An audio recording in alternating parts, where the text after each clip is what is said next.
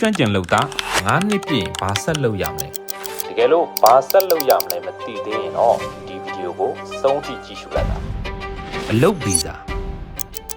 တက္ကသိုလ်တစ်ခုခုကဘွဲရထားမယ်လုပ်ငန်းအတွေ့အကြုံရှိမယ်ဘာသာစကားကျွမ်းကျင်မယ်ဆိုရင်တော့အလုပ်ဗီဇာကိုရှောက်ထားနိုင်ပါတယ်အားသာချက်ကရေရှည်ဗီဇာရရှိနိုင်မယ်အိမ်တော်ဘက်နဲ့သားသမီးတွေကိုခေါ်ယူနိုင်တာမျိုးအပြင် PR လျှောက်ထားဖို့အတွက်ခွင့်လန်းတွေရရှိနိုင်ပါတယ်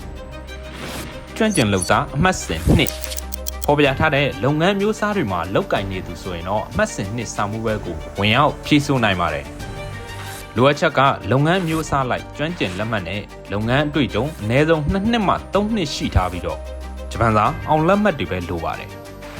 ကျွမ်းကျင်လုပ်သားအမှတ်စဉ်2ရဲ့အားသာချက်တွေကလည်းအလုပ်ဗီဇာလိုပဲဖြစ်တာကြောင့်ကိုယ်တိုင်ကိုယ့်ရဲ့တငယ်ချင်းတွေက9နှစ်ပြည့်ရင်ဘာဆက်လုပ်ရမလဲသိရှိနိုင်ဖို့ဒီဗီဒီယိုကိုမျှဝေပေးလိုက်ပါ